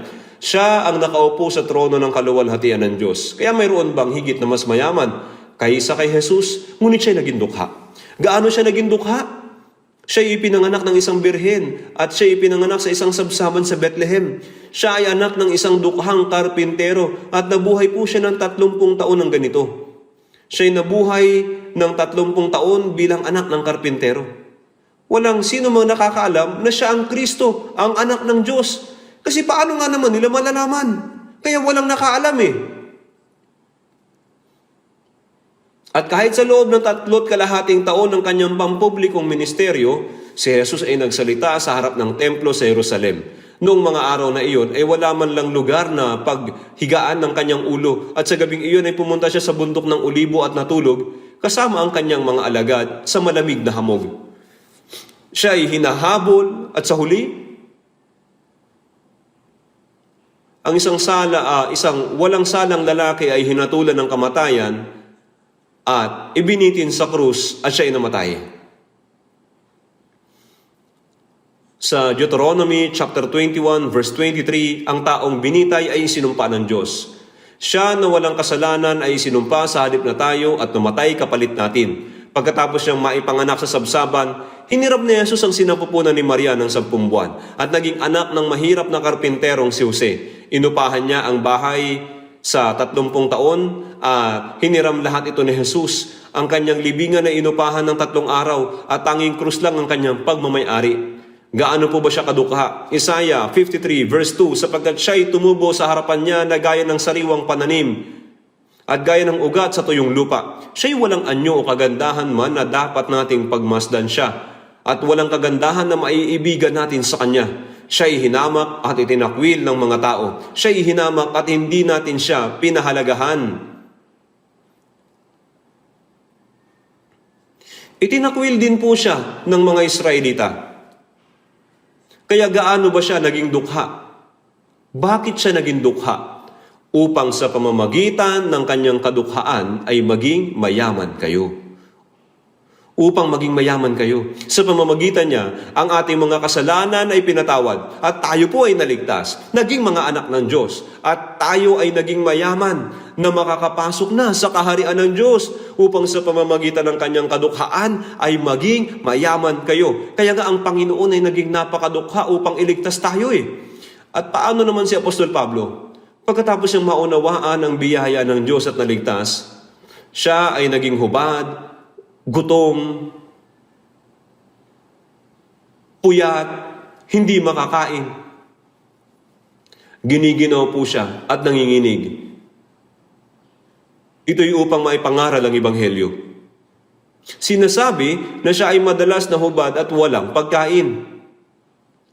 Hindi makatulog o makakain. Giniginaw at nanginginig. Binugbog siya ng maraming beses, ibinilanggo ng maraming beses at malimit mabingit sa kamatayan. Dinakip siya na gaya ng isang kriminal at dinala sa Roma, kung saan siya ay nangaral habang siya ay nasa paglilitis sa loob ng 2 taon. Subalit sa huli, siya ay pinugutan ng ulo at namatay. Gayunman sinabi ni Pablo sa 2 Korinto 6 verse 10, tulad sa mga dukha, gayon may pinayayaman ng marami. Si Apostol Pablo rin ay naging lubos na dukha at nagdusa ng lahat ng uri ng kahirapan upang magligtas ng kaluluwa ng mga tao. Sinabi rin ni Apostol Pablo na siya ay may sakit. Kaya nga, sa 2 Korinto chapter 12 sa verse 7, lalo na dahil sa kalabisan ng mga pahayag, kaya't upang ako'y huwag magyabang ng labis, binigyan ako ng isang tinik sa laman. Isang sugo ni Satanas upang ako'y saktan, upang ako'y huwag magmalaki ng labis. Ang tinik ay masakit, subalit hindi ka mamamatay. Nagdulot ito sa kanya ng labis na pasakit na abot hanggang sa parang mamamatay na po siya. Hindi ko po alam kung ano iyon. Pero sa Galatia chapter 4, sinabi sa Galatia chapter 4 verse 15, na kung maaari sana ay dinukit na ninyo ang inyong mga mata at ibinigay sa akin. Sa tingin ko po ay nagkaroon siya ng impeksyon sa mata. Kaya bagaman sumulat siya ng 14 na aklat sa Bagong Tipan, subalit karamihan sa mga ito ay si Tertio po ang sumulat. At sa huli, kapag may sinasabi siya ay sinusulat niya ito sa malalaking titik. Marahil ito ay dahil mayroon siyang problema sa mata. Kaya sa Galatia chapter 4 verse 14, bagaman ang aking kalagayan ay naging isang pagsubok sa inyo, hanggang sa punto kung saan ang aking mga mata ay lumuluha at ako'y nag-aatubili na lumapit. Subalit ang mga kapatiran sa Galatia, sabi sa verse 14, hindi ninyo ako hinamak o kinasuklaman, kundi tinanggap na gaya sa isang anghel ng Diyos, gaya ni Kristo Jesus. Anyway, si Pablo ay nagkaroon ng isang tinik. Hiniling niya na ang tinik na iyon ay maalis. 3 ulit akong nanalangin sa Panginoon tungkol dito na lumayo sana ito sa akin. Subalit anong sabi ng Diyos sa 2 Korinto chapter 12 verse 9? Subalit sinabi niya sa akin, ang aking biyaya ay sapat na sa iyo, sapagkat ang aking kapangyarihan ay nagiging sakdal sa kahinaan. Kaya nga sinabi ni Apostol Pablo sa 2 Korinto chapter 12 verse 10, kaya alang-alang kay Kristo ako'y nasisiyahan sa mga kahinaan, paglait, paghihirap, pag-uusig at mga sakuna, sapagkat kapag ako'y mahina, ako ngay malakas. Sinabi ni Pablo na siya'y may tinik dahil natatakot siya na kung ang kanyang katawan ay malusog, siya ay maaaring magmalaki at ang kapangyarihan ng Diyos ay mawawala sa kanya. Hindi lamang para sa kapakanan ni Pablo, kundi upang maipangaral din ang Ebanghelyo sa marami pang kaluluwa, si Jesus ay naging dukha. Kaya yung mga nangangaral ng Ebanghelyo ay dumaan sa ganitong mga kahirapan, hubad, gutom, hindi makatulog, hindi makakain, giniginaw, nanginginig, ginahabol, pinapatay, na gaya ng mga makasalanan, at sa ganito kung paano ang ating kaluluwa po ay naligtas. Subalit bakit ba ang mga Kristiyano ay mayroong pagnanasa sa mundo? Anong kasakiman ba ang kinukuha ng mga Kristiyano sa mundong ito kung saan ang anak ng Diyos ay pumarito sa mundong ito na dukha, itinakwil, pinatay, at isang daigdig kung saan ang mga manggagawa ng Panginoon ay dukha, hubad, pinapalayas at pinapatay. Dapat nating isakripisyo ang ating sarili upang ipalaganap ang Ebanghelyo sa maraming taong hindi paligtas. Dapat kayo maging dukha sa sarili po ninyo. Kaya upang mailigtas ang kaluluwa ng maraming tao at gawin silang mayaman sa harapan ng Diyos, tayo noon ay dukha. Subalit gaano ba tayo naging mayaman? Ako ay naging anak ng Diyos. Nagkaroon ng walang hanggang pag-asa at nagkaroon ng pag-asa na pupunta na sa langit. Mayroon bang sinuman na mas mayaman kaysa sa atin? Gayunman, dapat tayo magsakripisyo ng lahat ng kahirapan ng ating katawan upang maligtas ang iba pang kaluluwa. Dapat tayong maging dukha sa sarili natin. Kaya nga mapapalad ang mga dukha sa Espiritu sapagkat kanila ang kaharian ng langit. Kaya nga, dapat tayong gumawa upang siguraduhin na ang maraming kaluluwa ay maligtas. Hanggang dito na lang po sa ngayon, manalangin na po tayo. Mahabagin naming Amang Diyos, salamat po sa iyong biyaya na iniligtas mo kami sa pamamagitan ng iyong pag-ibig na nahabag ka sa amin. Kami na mga naligaw mula sa iyo, O Diyos, ay lumakad sa kasalanan. Kami na mga nararapat na tumanggap ng iyong puot, kahatulan at walang hanggang pagkawasak. Ngayon, Panginoon, kami na mga naligtas sa pamamagitan ng iyong banal na dugo. Hawakan mo po kami ng iyong makapangyarihang kamay at gawin mo po kaming dukha sa sarili namin na gaya mo, na ang kasakiman ng sanlibutan ito ay huwag magkaroon ng kapangyarihan sa aming puso, kundi tanging sa iyo lamang, Panginoon, para sa Ebanghelyo at para sa pagliligtas ng mga nawawalang kaluluwa. Kaya pamunuan mo po kami at gabayan ayon sa iyong kalooban, upang magawa namin isakripisyo ang aming oras, material at nalalabi naming buhay para sa dakilang gawaing ito. Idinadalangin namin ito sa pangalan ng Panginoong Hesukristo. Amen.